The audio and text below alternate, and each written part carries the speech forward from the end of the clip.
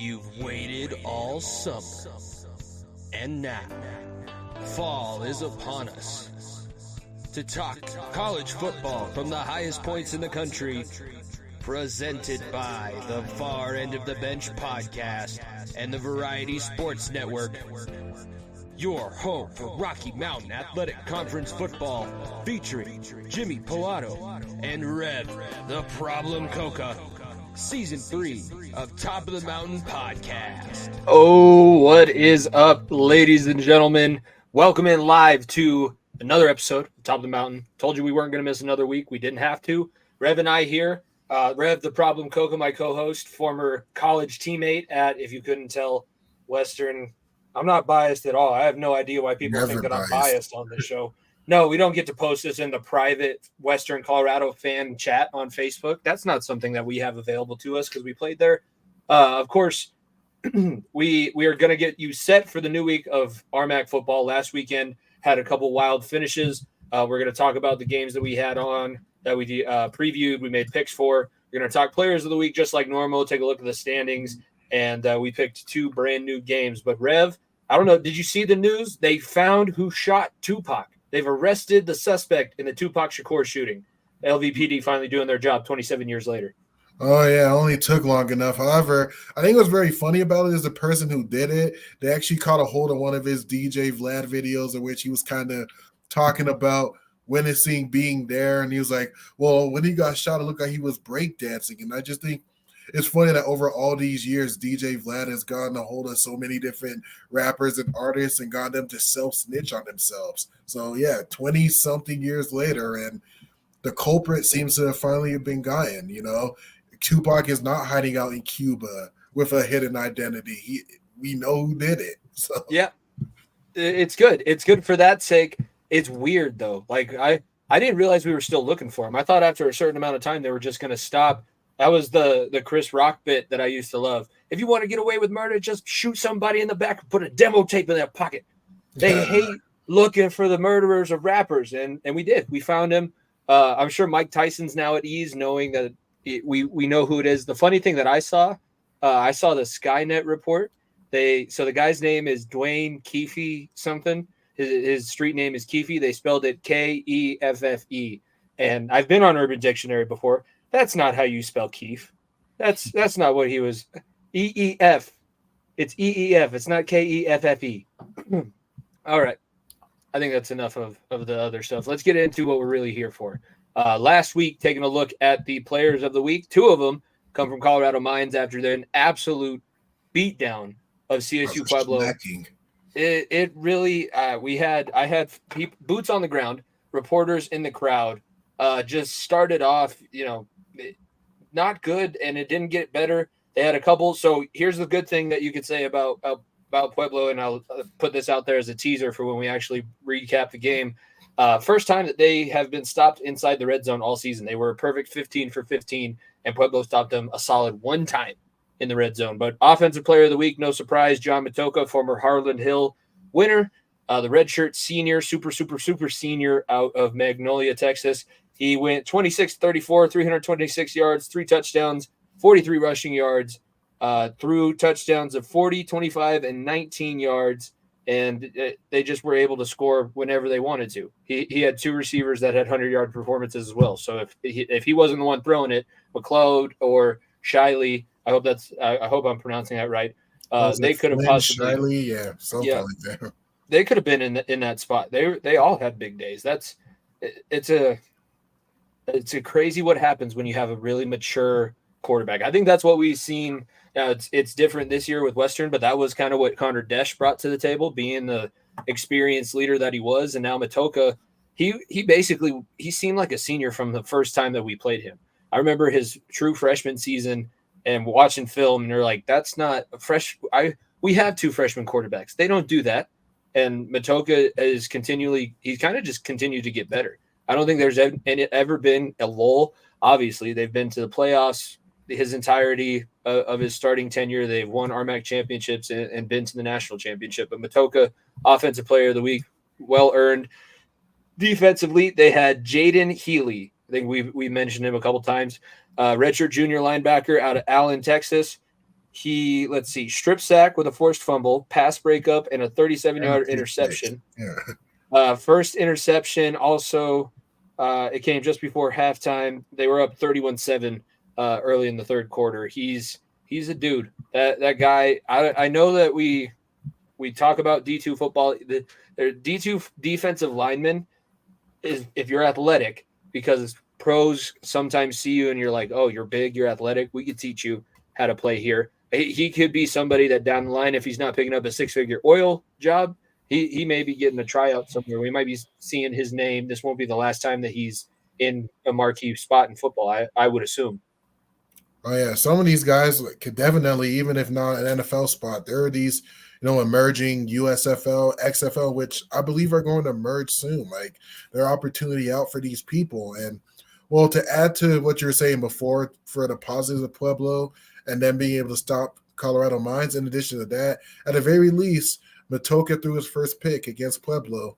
But yeah, besides that, it was a shellacking, and I turned the game off after that Jaden Healy pick six and was just like, I know where this game's going to go. Like, respect Pueblo and some of the talent they got, but they're getting outmanned up front, especially when you got a team as established as Mines. And clearly they're a little ways away when it comes to the rebuild. But hey, maybe this week they could get things a little back on track because they've had a very front-loaded schedule. This is technically where it's supposed to get easier. That's going to be one of the games we preview. By the way, Matoka back-to-back offensive player of the week, and by the way, Mines has had, of the 5 weeks now of the season, they've had a player of the week on offense for 4 of those 5 weeks. So doing everything that they want to everybody and more. Special teams player of the week went to Black Hills State kicker Coleman Chapman, 4 for 4 on field goal attempts, including a 50-yarder, which inevitably led to the 25-23 victory that we're going to probably transition to right away. So he was special teams player of the week. This one was, we both said it was going to be close. We both said that whoever wins this matchup is kind of emerging themselves as a possibility to challenge for that 2-3 spot in the conference, because Mesa had a couple big wins back to back, and this was going to be who continues their winning streak. Black Hills has another big game. That's why they're going to be another game of the week for us this week. But they got it done, 25-23. Doesn't matter how it looks. I don't know if you were able to catch any of this game. It was on at a little bit later of a time, but I have the box score pulled up. So Colorado Mesa never had the lead. Black Hills ended up actually took the lead late. Black Hills ended up coming back, so shows a little resilience there. But it was definitely a slugfest like we thought. The defenses played really well. Black Hills just able to establish themselves in the running game a little bit more so. But Colorado Mesa had all the chances to win. Over 300 yards passing, just came up a little bit short. I don't know what else to say right now. It's good, but I do think this shows the youth and that inexperience, because Mesa was an established program for a long time. They had a head coach there for over 20 plus years, and they got rid of him a couple of seasons ago. And now I think they're on coach number 3 of me doing this show. So they're trying to find something, and they have talent, but these are the games that you lose when you make that huge comeback to get back in the lead, and then you lose it again at the end of the game. It's one of those ones that stings for quite a while. Yeah, but at the same time, there was a lot of up and down, just lead change from what I saw. I wasn't actually able to catch the game, but from what it seems, it's almost like there's like a halfway to upper quartile of the RMAC where you could probably put Black Hills, Colorado Mesa, CSU-Pueblo, and South Dakota Mines, throw those 4 teams on a poll. I mean, like a little lottery thingy, shake them up, have those 4 teams face each other. You could just kind of get a barn burner, and that was just shows how back and forth this game was. Maybe later down the season, we'll see how much that still holds as true, but it definitely felt like a very evenly matched game where Black Hills State and Colorado Mesa were just exchanging leads. And yeah, special teams player of the week, the kicker definitely deserves that, just being able to make those clutch field goals. And they're exchanging those in the fourth quarter, but ultimately it was a slightly steadier game from Black Hills State when it comes to the play with Clarkson and Hassan Williams and even TJ Chakora and some of the other receivers pitching in, and a steady game of Nolan Susel this week, where their offense was just a little bit more balanced, and that was what led to the victory. And you get a turnover. Both sides had turnovers, but when you are able to force that situation, you tend to have a better chance, especially late in games, to be able to take over. But as I'm looking at it here too, Gavin Herberg deserves a lot of praise for that Colorado Mesa attack. He no turnovers for him, 249 yards, 2 touchdowns. Just like you said, wasn't as consistent from Colorado Mesa, which is I think what's going to hurt them in their game coming up. We're not going to do a full preview, but they now turn around and have to go to Gunnison to play at Katie O'Reilly Field. Excuse me, up there on the mountain in the soccer stadium. And this is a Western team that continues to just really look good. It's not like you turn around now and maybe how it used to be in the early 2000s where you turn around and go, oh, phew, Western Colorado, awesome. That's who we have coming up on the schedule. This is going to be Colorado Mesa tends to play decently in Gunnison, and it's the soccer stadium, so I don't think you can necessarily count it as a home field advantage other than the change in elevation, but that's a tough matchup coming off of a really tough loss. Yeah, without a doubt. But also I have to give one shout out to Jason Tome for Colorado Mesa, who recorded his 4th interception of the season, where it came down to those crucial set of plays here and there where even on a Black Hills State end, I believe it was a pick from Dudos Quinones that really set them up to win this game. So good defensive play. You saw both of them make big-time plays. Quinones, who was week 1 player of the week on the defensive side of the ball. Jason Tome coming up with that 4th interception himself. So you definitely saw some of those key players making key plays that really ultimately determine the outcome of this game. So rough matchup against Western this week, but yeah, they're playmakers that are there. Keenan Brown on the offensive end of the ball and Jason Tome on the defensive end of the ball. Those main playmakers are making plays, even though this is still a team that's trying to figure out some offensive consistency and trying to build their way up. Their key players are making plays, though. They are making plays, and it's a young quarterback, which a good secondary normally likes to go against a young quarterback because they tend to make mistakes. Black Hills, we're going to talk about their game. They're another game of the week in the 138th Black Hills Brawl against South Dakota Mines. So it's played at Spearfish this year. Really cool Division II rivalry up there in the Black Hills of South Dakota. Let's talk about this one. And I think the best way to set this game up, so I have the box score pulled up. I'm going to read every single scoring play in the time that it happened. So 6 minutes and 10 seconds left in the first quarter. Noah Roper, 7-yard touchdown run. 4 minutes, 40 seconds left in the first quarter. Flynn Shiley, 40-yard touchdown pass from Matoka. 7 seconds remaining in the first quarter. 44-yard field goal. No time left. We finally get the one explosive play. So CSU-Pueblo did have a kick return. Howard Russell, 87 yards. He was able to take that one back to the house. But then 32 seconds left in the second quarter, 24-7. Jaden Healy, that's a pick six that Rev said he turned the game off afterward.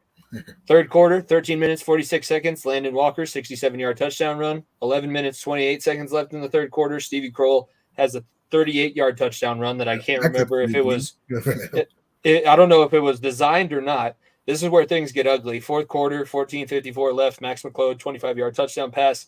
7.5 minutes left. Flynn Shiley, second touchdown pass, 19 yards this time from Matoka. And then you had another touchdown run from Evan Foster with 1 minute, 51 seconds left to bring the grand total, if you've been keeping up, 55-14. You can, if you have the blue and red tinted glasses on, if you're listening to this out there in Thunderwolf country and you're a CSU Pueblo fan, you can look at this as, well, we were able to have some explosive plays against them. Stevie Kroll never runs for that long, and we had the kick return, so we're right there. We can hang with them.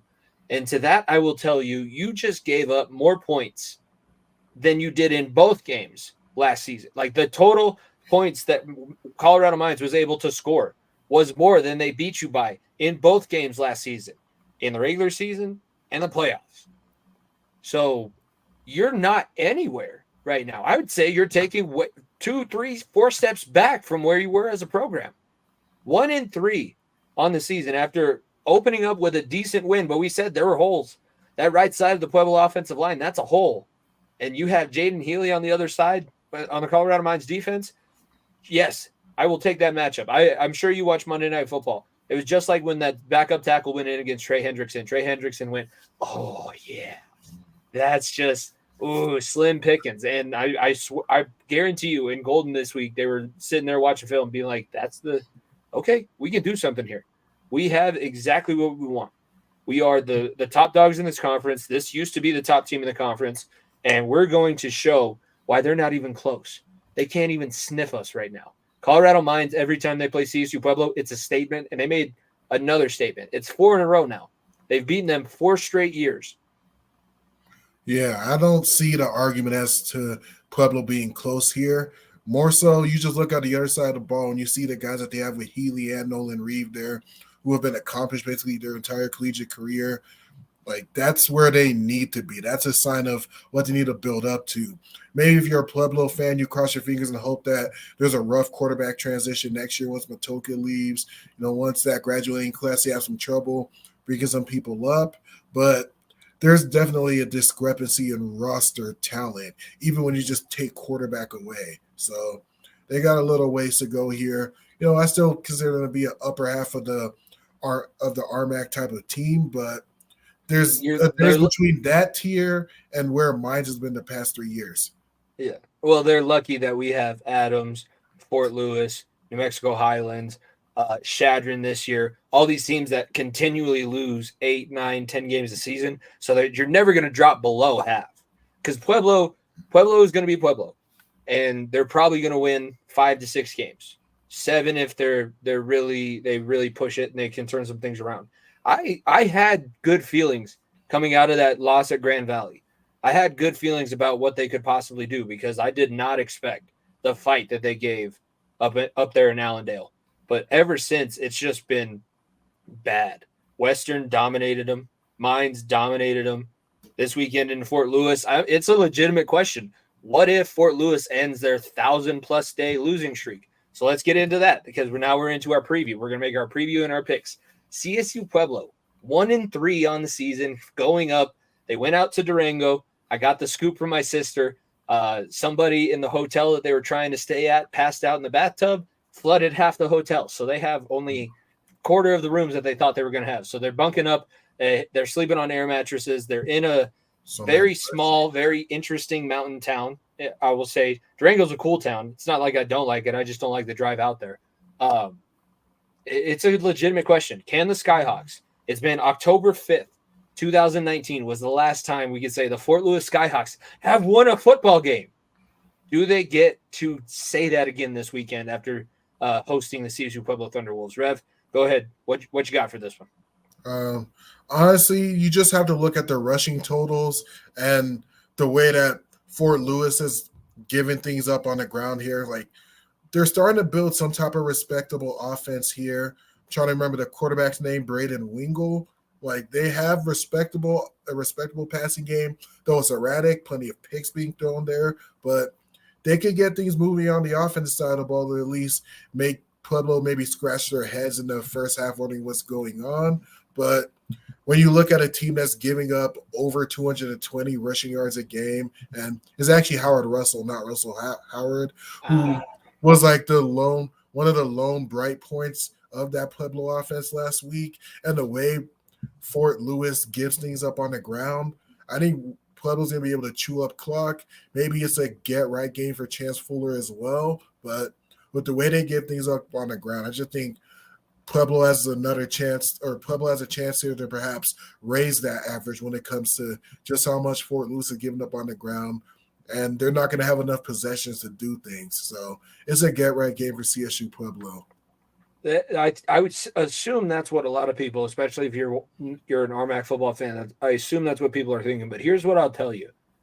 Fort Lewis put together the best quarter that we've seen from them in 4 years now. I can do math, I promise. I'm a geography teacher, but I can do math.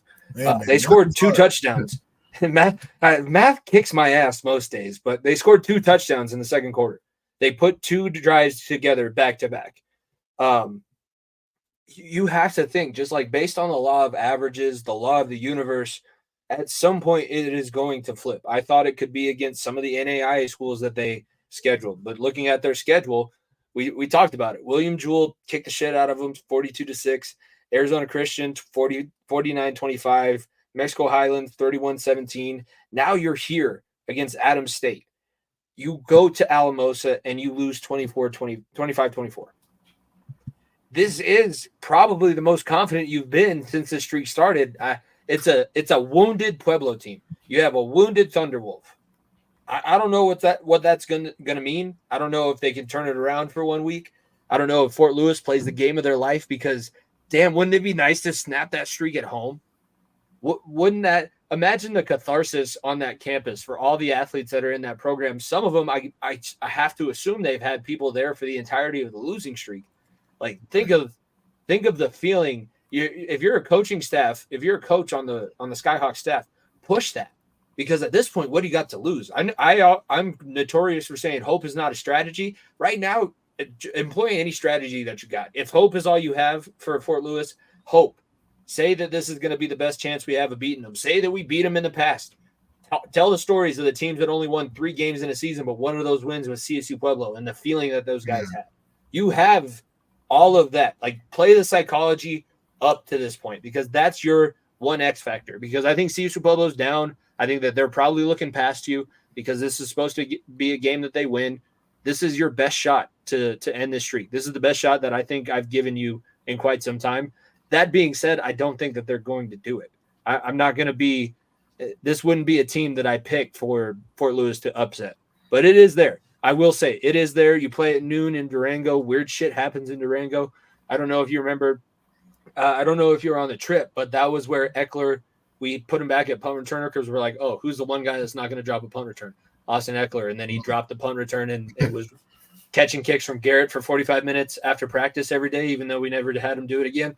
Weird stuff happens in Durango. So I wish I could get out there. It's an 8-hour drive and I got my own game to coach in, but that's going to be it could end up being a cool story.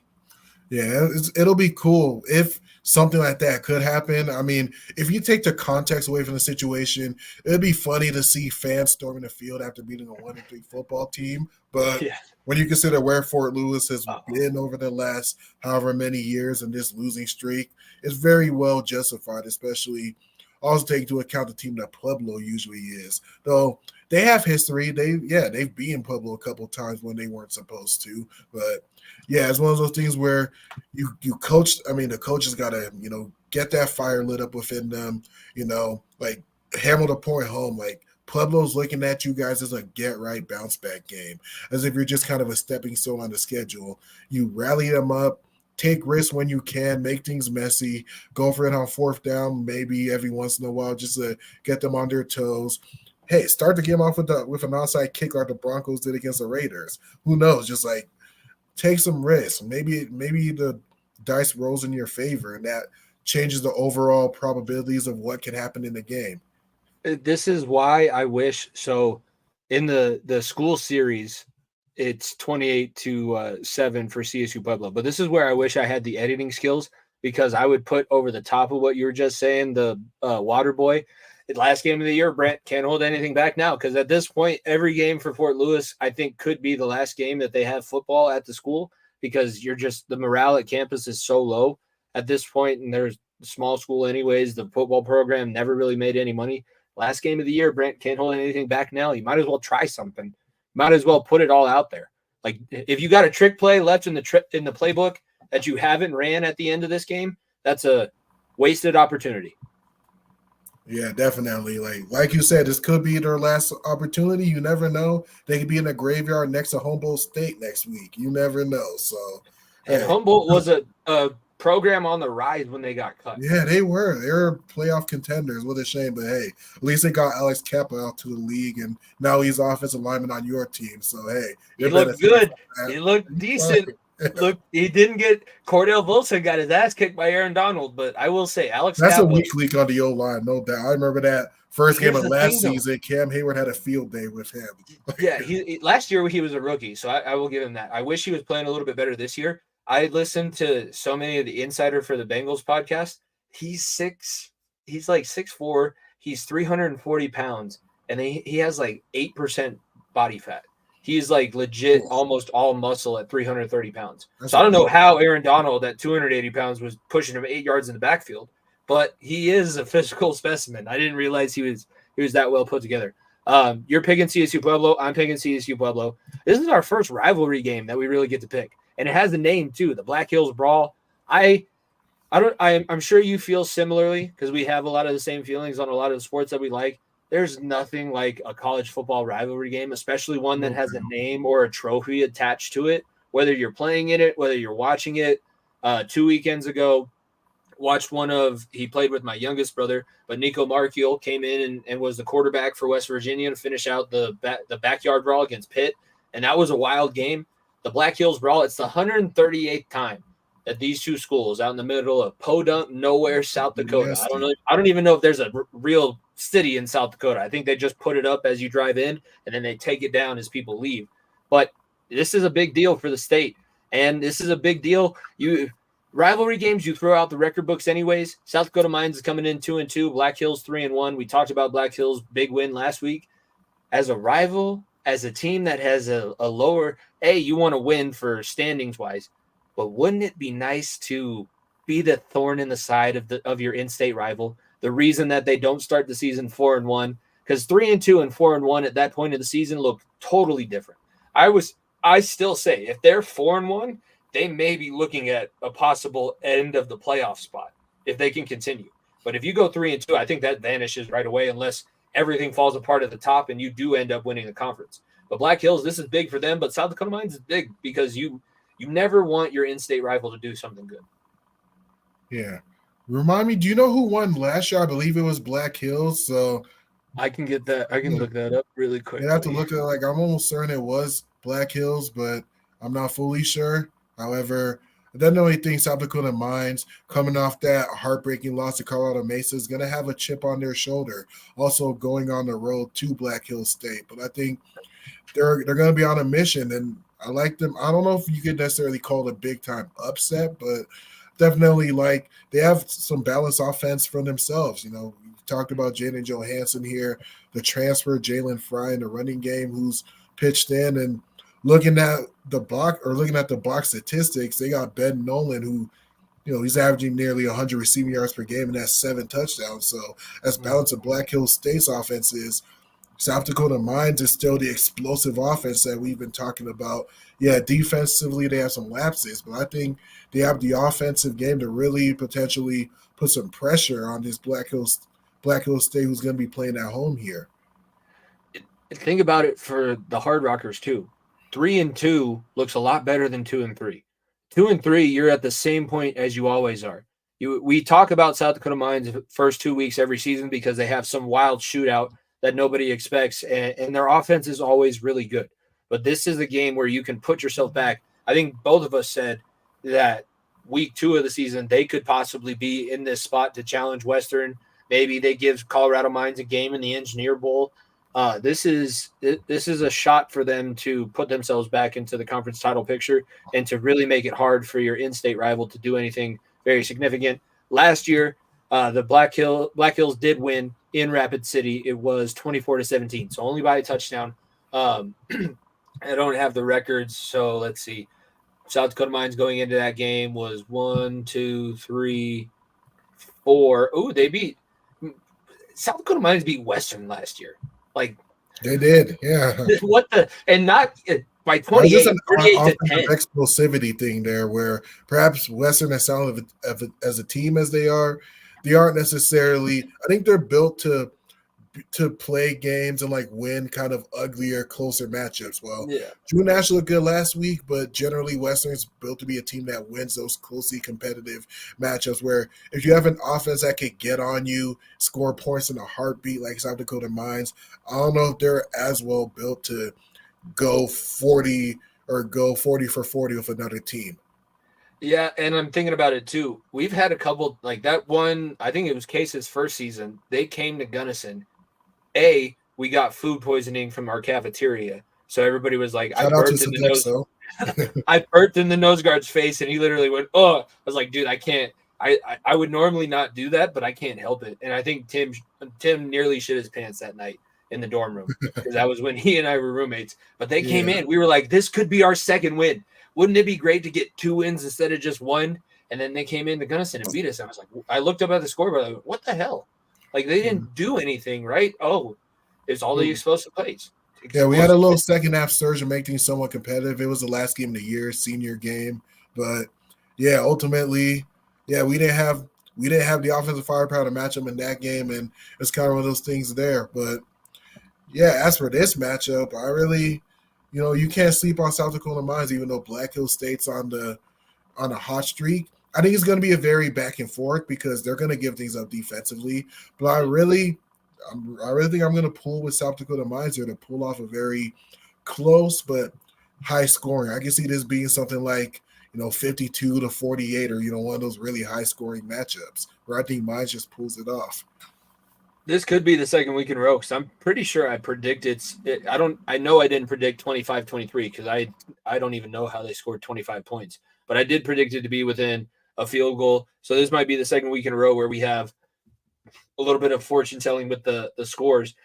I guess I'll ride with Black Hills, and I have trouble saying that because the year that they were recruiting me was the year they were coming off 0-11, and I never got any other look at them. Like they came out to the high school, talked to me, said that fill out our application, fill out our questionnaire. I got in. Like everybody with a pulse gets into Black Hills, so it wasn't that bad. And it would have been better financially because it's like $6,000 cheaper a year to go to school up in South Dakota at Black Hills than it did to go even in state. But I don't know.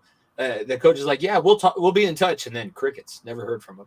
But I guess Probably I'll pull found there one recruit at that position and just decided to kick you to the wayside. Yeah, you know how the world of recruiting goes. I wish I would have gone there because we ate at their cafeteria. I used to love, like, oh yes, we get to go up to Black Hills. That cafeteria wasn't half bad. I remember that 2017 trip. Well, when we actually did eat there, like it's not half bad. You kind of just look like enemy. You just kind of look like enemy troopers just walking into the cafeteria. All the rest of the students were there. No, it was weird. And then I saw somebody that I went to Heritage, my first high school, with. Like, holy shit, yeah, you go here. Oh, that's cool. I didn't expect to see you. But South Dakota trips always meant Pizza Ranch. You had to stop at a Pizza Ranch. Oh, and yeah. You were probably going to get to eat at the good cafeteria in the RMAC. And I love Colorado, and I think that there's some places that you can't beat the views, but those campuses, the untouched territory, I don't know if you may or may not feel the same way, but for me, like I'm a Yellowstone fan. I like the cowboy shit, and standing up on their campus, you can like look out, see the forest from where you're standing. I was like, I kind of wish they might have. Yeah. I kind of wish they might have given me more of a look. I would have made it work. I wanted to go out of state when I was a senior in high school. I have Black Hills. You have South Dakota Mines. We both picked Pueblo in our 2 games that we're making predictions for. What were you going to say? I don't know if your pops are going to approve of what you were saying there. Like, hey, he was going to change your mind. He's going to be a Mountaineer no matter what. He's in Nebraska with the youngest one right now. He's not here, and he doesn't listen to my podcast, so my mom would have to snitch on me. And you know my mom, she's loyal. Snitches get stitches. She ain't saying nothing.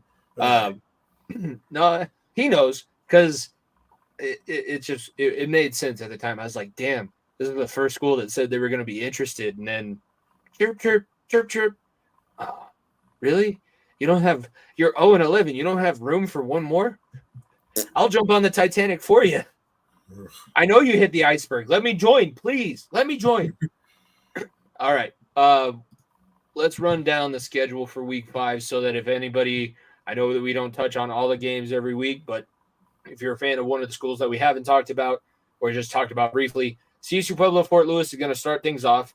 They're at the same time as Colorado Mines and Chadron, but they're in Durango, 12 p.m. noon. It's going to be streamed on the RMAC network. So if you have a Fire Stick, if you just look up the schedule on your phone, they normally have a link. You'll be able to watch that one. Colorado Mines hosting Chadron State. Game also starts at noon. That one's being played in Golden.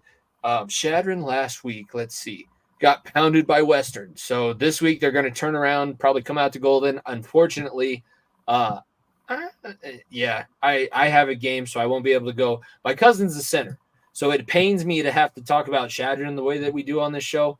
But damn it, I wish I had to struggle in my college football career.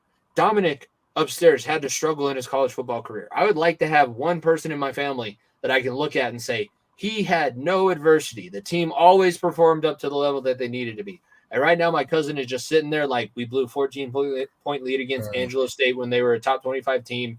We have underperformed for my last 4 years of eligibility. I got the extra year of COVID, came back, and it's just the same thing.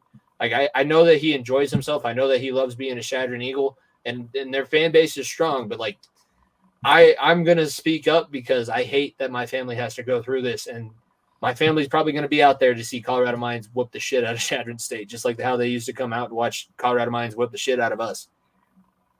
Yeah, that's definitely, that must be a sad living. Also, just, I know you remember those drives at Shadron, Nebraska, just a whole lot of nothing but flat plains.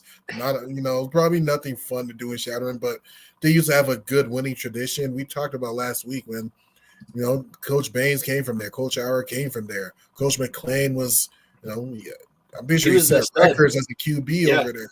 Yeah. I think he still holds a couple of records. The quarterback that they had when we were playing broke like 2 of them, but McLean has like the win record. He was voted all Eagle like 4 years in a row. McLean wasn't he there during the Danny Woodhead days? I think he was young during it, so it would have been like us with Eckler. But yeah, he was. It was that time where Shadron was RMAC contender and possible playoff contender. And, I mean, Danny Woodhead built the field that they have at their stadium. But here's the interesting fact. Gunnison, population-wise, is the smallest city. Well, like, affluency-wise, like, it's weird social studies, nerd GDP stuff. But the town of Gunnison does better with less people than the town of Shadron, Nebraska does with a little bit more people. So, technically, Shadron is the smallest city in the RMAC, even though Gunnison has, like, 1,000 less people. It feels like the smallest city in the RMAC when you drive through it. Yeah, no, my cousin, when we went out there the last time, my cousin was taking my sister out to dinner because we were in meetings and my sister had free time. And he was like, so there's 2 restaurants. She goes, oh, there's no McDonald's? Nope, no McDonald's. There's 2 restaurants that are still open. Where do you want to go? Do you want chicken or do you want chicken fried steak? And she was like, oh, okay. Hey. I guess that's where we are. Shout out to all if you're still listening in Shadron and you haven't slammed your phone to the ground. Shout out to all you listeners. Sorry, 1 p.m. Sorry. Yeah, no, I it's not my fault. You're doing this to yourself. New Mexico Highlands, Adams State kicks off 1 p.m. in Las Vegas, New Mexico. Cowboys hosting the Grizzlies. Grizzlies coming off the 1-point victory over Fort Lewis. Highlands last week lost to South Dakota Mines 42-7. So they're looking for a bounce back. It's the second week of a homestand, so you want to at least get one out of those 2 because next week they are going on the road to South Dakota. That's a long trip for them. So they're going to be playing hard for this one. Weird stuff happens in New Mexico Highlands too. I feel like we went out there and dominated, and we also went out there and kind of got punched in the mouth and surprised a couple times. Oh yeah, there were some games where Highlands had a couple of dudes on defense. I remember they had that one transfer from Ventura, I think it was like number 55, the dude with the dreads who. That was the year that On was like, dude, these guys suck. None of these guys. And then we played against. I don't remember. Well, the year with Coach On, the thing is they always have like these transfers and these bounce backs. The year with Coach On, they had that linebacker number 30 who I think I don't know if he left Fresno State or got kicked off. The linebacker, just like with the R, like he had like R's twice the size of Alex Weber, was just out there just like anchoring the center at linebacker. Yeah, and then and that's funny too because we also played against Adams, who they had a linebacker that initially committed to CU in the 2012 class, but did a stint in 4 years in prison, and then they got a bounce back, attempted manslaughter with a brick. I was like, man, I was a true freshman at the time. 18, just barely shaving my face. And I was like, please, God, do not let us get up by enough against Adams to go. I'm not going against a 30-year-old felon. No, thank you. That's not what I signed up for. Man, that game is like the JUCO transfer bowl when it comes to Adams State versus Highlands. That's a JUCO bowl right there. Yeah. No, they should do, if you want the real, what do they call that damn show? Now I'm drawing a blank. Last Chance U. Last Chance U. Let's look at this Adams New Mexico Highlands rivalry. See the amount of turnover that they have every year. The next 1:00 game, Western Colorado hosting Colorado Mesa. Mesa is making the 2-hour drive southwest to Gunnison. Going to play at Katie O'Reilly Field. Going to be a good one. That's obviously a big rivalry. We were part of the team that finally broke the curse of winning in Grand Junction, but now we don't have to worry about that. They're coming up to our place. Then we finally round out the weekend, 6 p.m. start time on the RMAC network as well. All the games that we talked about are on the RMAC network. South Dakota Mines, Black Hills State, 138th Black Hills Brawl. And that's going to be, we said, it's probably going to be a shootout. There's probably going to be a lot of offense. So if the D1 games are boring, because I think there's a few ranked matchups, but not a ton. If the D1 games are boring, why not check out Black Hills versus South Dakota Mines? Turn that on. If you're on YouTube TV or you get the multi-view, put it on your phone. That's what I do. Normally, D1 football gets the TV, D2 football gets my phone, but I normally pay more attention to my phone than the TV. I'm a Gen Zer that way. I don't know about you, Rev. Oh, yeah, I'll definitely plug in I'll plug in a D2 game on my phone. Like if things get interesting and it picks up, that Mesa and Western game will definitely just get a view out of me, because during our time there, even though we have the Colorado Classic with Adams, for some reason just it felt more personal. Like our rivalry with Mesa, like it's not an official rivalry. You don't play for a trophy, but something about that one just felt more personal. I don't know if it's just like the players there or just also the fan base. There's something that just feels extremely arrogant about the Mesa fan base. Yeah, and that stadium, let's see. It's not in Grand Junction, but that stadium, like Stalker Stadium, I loved playing there because I knew my dad had played so many games there. But like it sucks as the away team, because the band is on our side. Why the hell is the band on? That was like going up to Humboldt. They put the band on our sideline. I know why they do it, but I don't know. Yes, I agree with you. They were probably the team. I would never turn down a shot at beating Adams, but during our time there, Mesa was definitely like a pain in the ass. Like we should be able to compete with these guys. Why the hell are we always losing? And then winning in Grand Junction, that was the best. That senior season, looking back on it, obviously for me, there's a couple of things that I would have rather gone differently. But like the time that I had during that last year, the coach was better than what I came in with. I wasn't getting cursed out on a daily basis. I love the guys. I was doing a whole bunch of other stuff on campus, so it wasn't like I didn't have time to fill up my free time. I would have liked to play more, but it was a cool spot. Enough reminiscing, enough little gathering. Let's look at the standings for the RMAC going into week 5. Colorado Mines, Western Colorado, the only 2 undefeated teams left in the RMAC. Damn, that feels good to say. Sounds good. 4-0 both on the season. Black Hills coming in at 3-1. That's your top 3 right now. Adams sitting there tied with Colorado Mesa, New Mexico Highlands, and South Dakota Mines, 2-2 overall, 1-1 in the conference. And then rounding the bottom 3 out, Shadron 0-2 in the RMAC, 1-3 overall. Pueblo 0-2 in the RMAC, 1-3 overall. Fort Lewis sitting out there 0-2, 0-4, have not won a game since 2019. I wish it was 1984 so I could have finished the rhyme there, but that's what your standings look like at this point in the season. We said this is where people start to separate. We can still have a little bit of movement. I love the way the top looks. I know that you do too. Yeah, man. Just stop the calendars. Leave it right there. Take us into the playoffs. Take a screenshot. Yeah. Yeah, no, and top 2 teams in the RMAC right now are both ranked in the top 25, and I think maybe even in the top 20. I haven't looked it up. I'd have to pull it up. Yeah, they earned that one.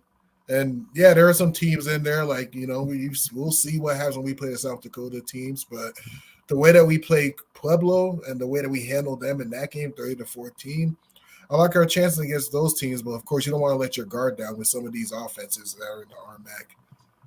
Let's see. I got the D2football.com rankings pulled up. Mines is still number 2, even though Ferris State did lose last week. I'd be interested to see who they lost to. Western Colorado did move up, so they were 20th or 21st last week. They are now 17th in the D2football.com rankings. Top 25 bid at this point. Even if they do lose, I would love to see them upset Mesa or Mines, especially because it's going to be in Golden, and I'm going to be able to be there. We've already talked about we're probably both going to be at the game. It would be awesome if they were able to pull off the upset. But even if they don't, right now they're sitting pretty for a playoff spot. Yeah, I went to the game. You're thinking postseason. I went to the game 2 years ago. And I went into overtime. Like that was down to the wire. Like we pulled that upset off this time. Then we'll storm their field. I was at the game the year before, so we beat them when they had the Harlan Hill finalists my true freshman year. But my recruiting trip, I came to the game since I knew they were going to be in Golden. I watched the game the year before, where Oh, the was game we won in Jeremy? 2015, right? Yes, Yeah. the one where we're coming off the worst comeback, suffered the worst comeback loss in Division II football history, and against Adams that week before. My dad was talking to Don, who is the head athletic trainer, who had been the head athletic trainer for since time began, basically. And he's like, "Damn, these guys just don't have any grit to them. I don't know how today's going to go because we just gave up. Like you guys would have kicked the shit out of each other in the locker room if you guys would have given up that many points after being ahead by that much." And then I watched them. My parents had to leave a little bit early. I stayed for the rest of the game. Like we've talked about it. RMAC football is wild. College football itself is wild. D2 football is crazy. I hope we're out there for two undefeated teams locking horns and seeing who's able to come out on top. Yeah, because that was the same scenario 2 years ago, both undefeated. Hopefully the cards play that way. Literally a month from now, we'll be talking about that game. But the RMAC is, like you said, unpredictable. Maybe one of these teams will move up. It's hard to see Pueblo staying as their second or third worst team in the RMAC. Like there's going to be some things are going to be shaken up here. But yeah, let's just cross our fingers and hope that the same stakes are going to be on the line once Western and Mines plays. I may break out the jersey that I still have. If I go to that game, why not?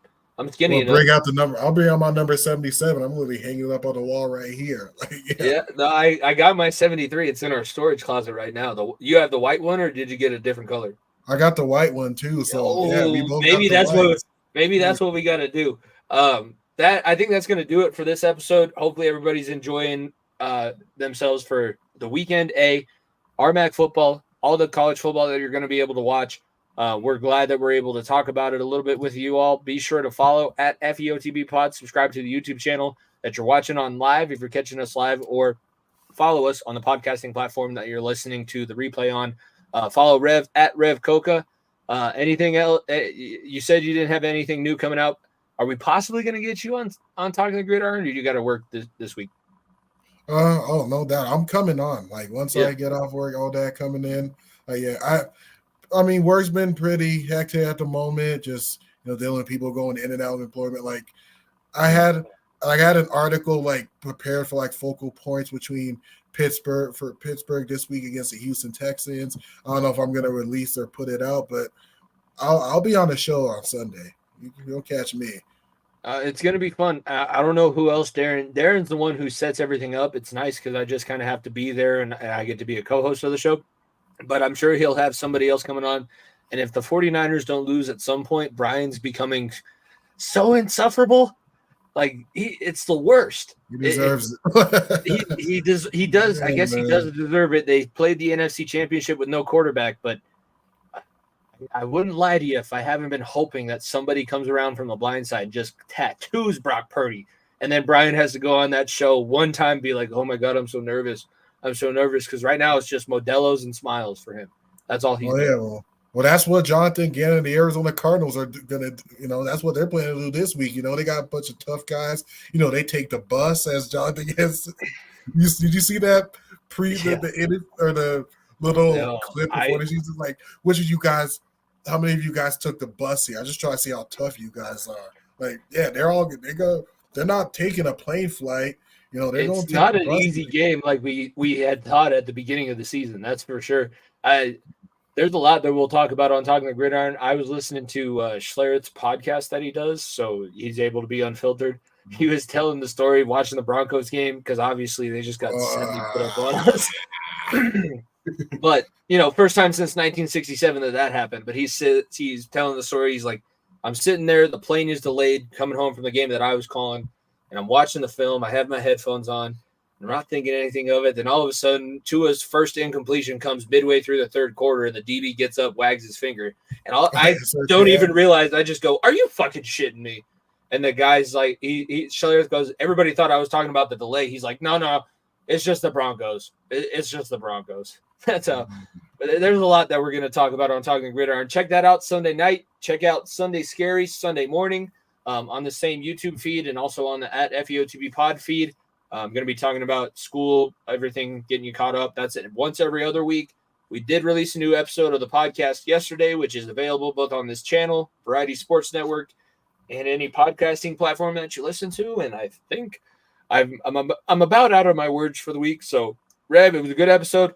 I'm looking forward to meeting up with you in Golden. It's been a while since we were able to meet up in person, but we'll be at the Western Colorado Mines game.